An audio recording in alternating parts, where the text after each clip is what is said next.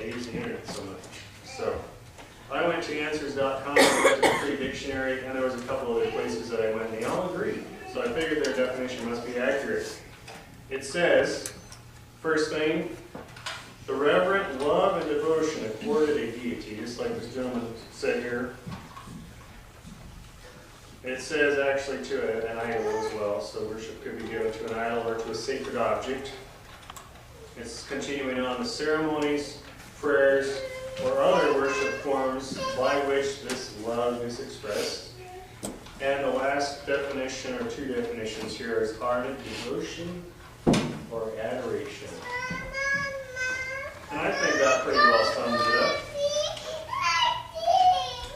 So let me ask you this. Do you think that we could connect or interchange the two words, worship and love? What do you think? Worship and love. I know the definitions are totally different, but I think for our case this morning, I think we could do that. So anyone who disagrees with me? All right. So what did Jesus say was the first and greatest commandment? Go ahead. Love the Lord your God with all your heart, with all your soul, with all your might, with all your strength. Mind. There we go. Depending on what word you use. Okay, so that's in Matthew 22, verse 37 and 38. So let me read that verse again. Thou shalt worship the Lord thy God with all thy heart, with all thy soul, with all thy mind. This is the first and great commandment. Anyone disagree with me so far? Okay. If worshiping God is the greatest commandment, then what is the sin that God hates the most?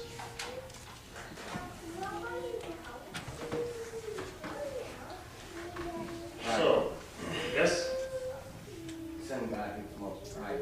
Pride. All right. Do you have a verse to back that up? But it was the first sin. It was the first sin. You are correct. Okay, so if worshiping, what principles do we find in the first and second commandments? Who can quote the first commandment for me?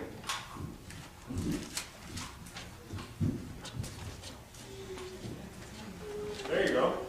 Thou should have no other gods before me. What's the second commandment say? Or give me the principle. It doesn't have to be the commandment. Just what is it? What does it mean to us? Exactly. So basically, you could say we have two principles kind of in one. Don't have any other gods, and don't make any images that are going to be ones that you could worship in the place of me. Okay? That's basically the principles. All right. Turn back with me to Exodus chapter 34.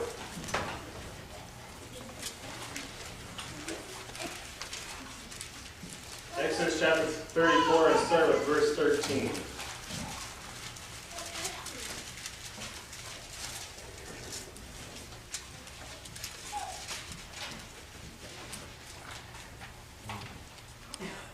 I could get into the logistics of this whole passage here, but I'm not going to bore you with that. God said, he was telling Moses specific directions of what they were supposed to do when they got to the land of Canaan. He says, but you shall destroy their altars, break their images, cut down their groves. 14, for thou shalt worship no other God, for the Lord, whose name is jealous, is a jealous God. Verse 17, thou shalt make thee no molten gods. So give me in a nutshell, what do you think God thinks about idolatry? From that verse. And from the first and second commandments. Give me a one-word thing, adjective that describes how God feels about idolatry. Hates it. Thank you. All right. God hates idolatry. If you look in Spiritual Gifts, Volume 3, page 239, or Spirit of Prophecy, Volume 1, page 212, God says, Ellen White said, God would manifest before them, the Israelites, that he hates idolatry. This is why he told them, go ahead and just wipe out their forms of worship, because they are wrong. Sounds pretty jealous to me. Not jealous in a human sense, but jealous in a godly sense. Why does God hate idolatry so much?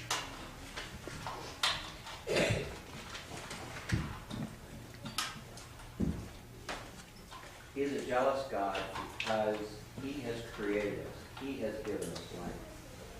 And it is immensely foolish for a man to bow down before an image and give reverence to that image for the creation of life when it has eyes that cannot see, mouths that cannot speak, and ears that cannot hear. Very well put.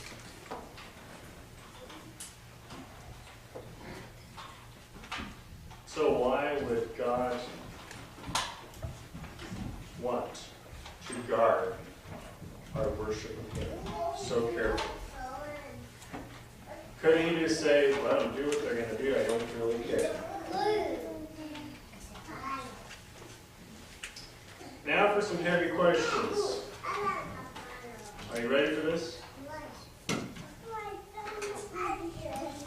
What does God think of our worship of him here today?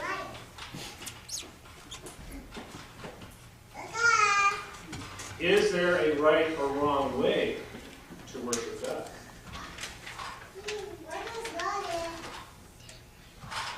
Is it possible we are offering worship to God that he doesn't accept? I'm guessing you agree with me so far. I haven't heard anyone say no yet. So could it be that our worship could be considered idolatry? Our worship of God could be considered idolatry. What do you think? Is it possible? All right.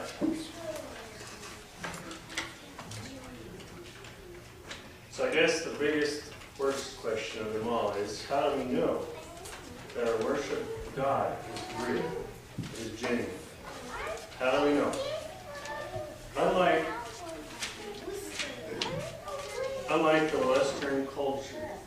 Yes, unlike the Western culture, the Eastern culture, even today, and especially during biblical times, was very specific about the functions of a marital relationship.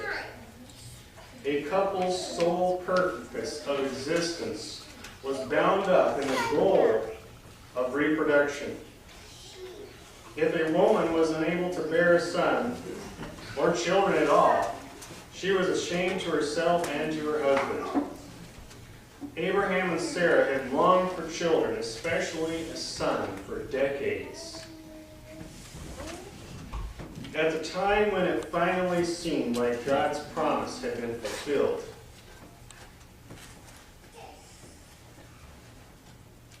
when Isaac had finally reached an age when he could marry and he could carry on to future generations the promise of God to Abraham, to the generations after, it was at this very pivotal, momentous, and weak time in Abraham's life that God came to him in a dream and told him, take Isaac and offer him as a sacrifice on the top of a very faraway mountain. Abraham was faced with the greatest test of his life. Would he surrender the most important person in his life to God and place him on the altar, or would he disobey?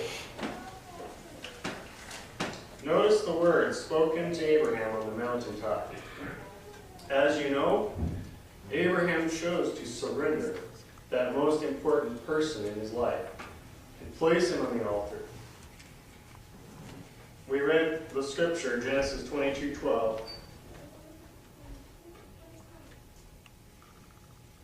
And the angel said, "Lay not thy hand upon the lad, neither do thou anything to him."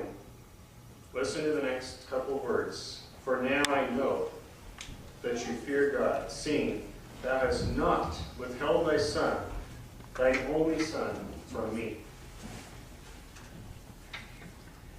So atop Mount Moriah long ago, Abraham chose to surrender his will, his wishes, his hopes, his dreams, yes, the very life of his son, to God.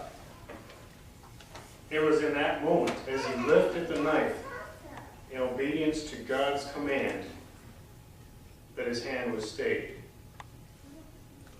It was the only point.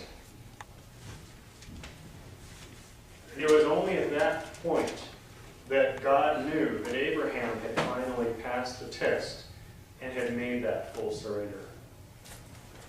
So back to the question, how do we know that our worship here today is acceptable to God? I would like to suggest that our worship of God is gauged by our surrender to God. Just as it was in Abraham's case. How much Abraham surrendered was how much Abraham was worshiping.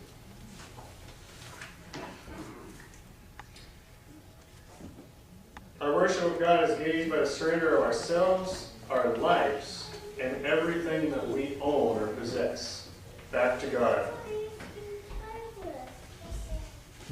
I am always looking for the technical specs of everything. Every time I buy something, every time I look at a car, piece of equipment, whatever it is, I'm always looking for that tech specs tab on the website or in the menu or whatever.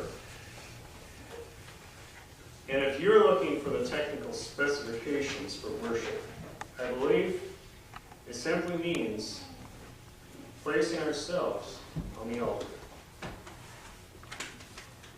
It means placing our love on the altar.